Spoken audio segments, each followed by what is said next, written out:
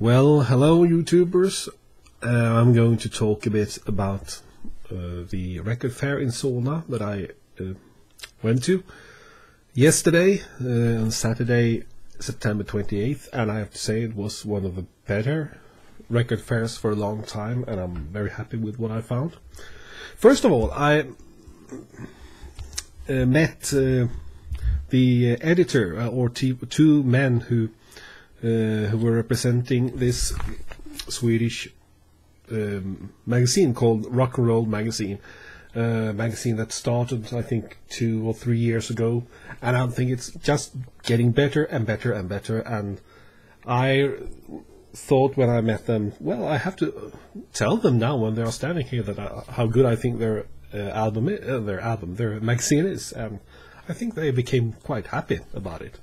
And they showed great interest, asking me what I wanted to read about, and I didn't give them any great advice, but I'm sure I'll think of something. So that was that. But when it comes to records, I'm very happy with what I found.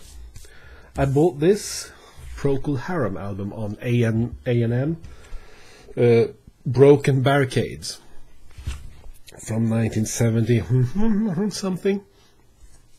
And then I saw this little label here, DBX Full Dynamic Range Recording. Let's see if you can see it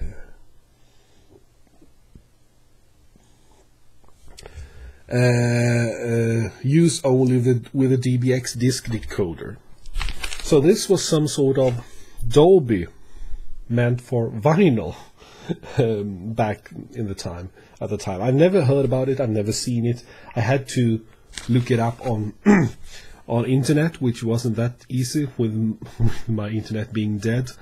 I can use internet a bit with my old crappy cell phone, but it's not really good for that. So, but I managed to find out that it was some sort of noise reduction system that they used back then. I haven't listened to it yet, so I don't know what I'll think about it. But the seller, which was in Sweden a well-known and well-respected seller, Roger Öberg, and he said it's a very good album, although it's not very typical of Procol Harum, so that'll be interesting. Then I found this one of those I missed, Shades of Deep Purple. And this is, unless I'm mistaken, Deep Purple's first album. It isn't a European version that was issued on one of the EMI labels. Was it Columbia, or I'm not sure. This was issued on the Tetragrammaton label, a label partly owned by, well, Bill Cosby, among others. So I've been wanting this album for a long time, and it's quite expensive when it turned up. But this wasn't that expensive. Then over to a Swedish prog band called Alenia, Won't You Step Inside. I've been wanting to have this album too for many years. This was issued on Odeon in 1971, and this is the same group that accompanies Doris on her almost today legendary album Did You Give the World Some Love Today Baby. But this was recorded a year later and without Doris. Well, we have the great piano player and arranger Bernt Egerblad, who would later become a TV personality, and also the great drummer Janne Karlsson, later known as Loffe, who played with Hansson and Karlsson, and who played with Pugh Rogefeldt and others. Right. Yeah, then we have... I'm looking for more of the material of Philip Glass, because I am such a great fan of his music, and I feel so good listening to it. So I haven't got that many albums. I think I only have two or three albums. So I was happy when I found this North Star. It's on Virgin, American Virgin, from 1977. Then over to a group that I've just heard of. I've never listened to them, but I've heard many talk about them. Grossnit, German prog. Mit deutschen Texten. Jumbo from 1970 something, 76 I think, on the Brain label.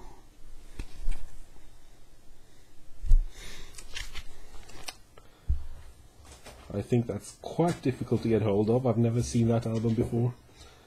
Then over to a very famous album that I've been wanting for many years. This is a reissue, so it's not the original stuff. It's a Rolling Stones, one of the Rolling Stones albums that I wanted that I haven't got, and it's Sticky Fingers from 1971. And you see, it's not the real zipper here, it's just the photograph, so it's not as if you can unzip and so on. This is probably from the... This is probably... It's a Dutch pressing from the 80s, most likely. CBS pressing, I think. Anyway, I've been wanting this for a long time. I've got many of the others that were issued around those early 70s, but not this one. Until now. Alright, then... we have a trio of records with the same group. We have Yes. First we have Yes. It says on the album that this is from 1972, and it says 1976 on the label, but I think this is earlier. Isn't this Yes' debut album? I'm without internet now, so I can't really check if I remember correctly, which is a bit annoying, but I think this is their first album. Then we have the Yes album, and I think this is their second album. Again, I can be wrong. They are both on Atlantic. And then we have this one I've been wanting for some time, Relayer, from 1974, I think.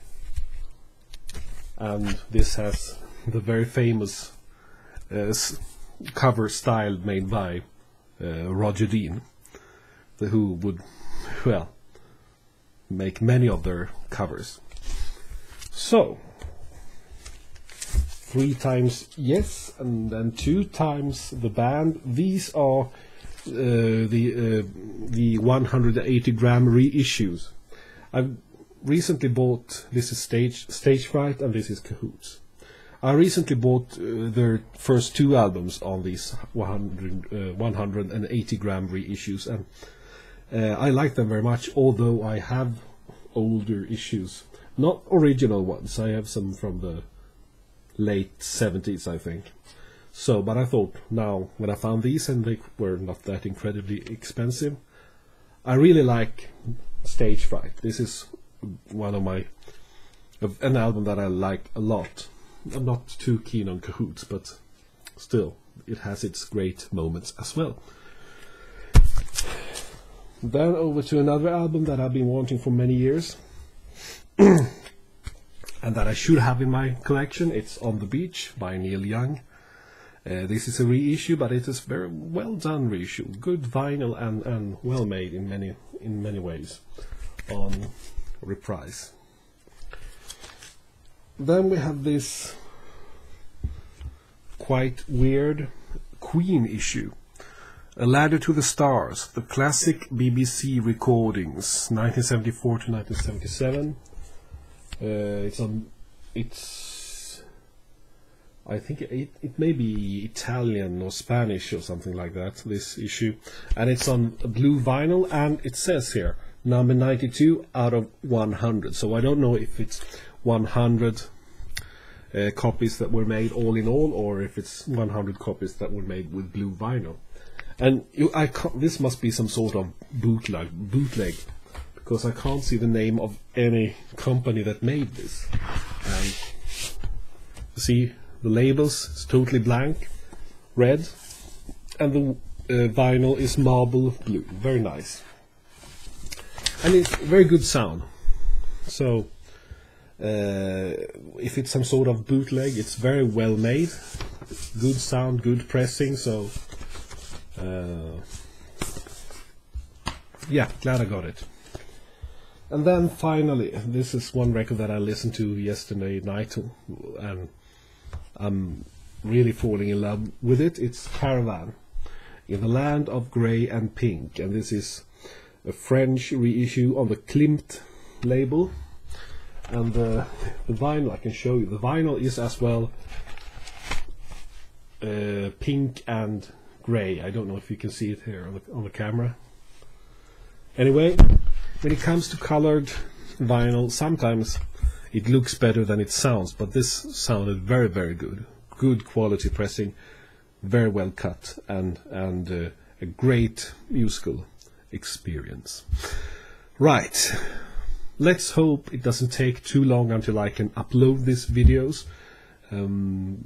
I hope to get back my internet soon. I can't really live without it. I can't really go out and check all your videos out there in the VC without it. And, well, you feel like if you haven't got any hands when you're without internet. That's what it's like with me, anyway. So, until later, bye-bye.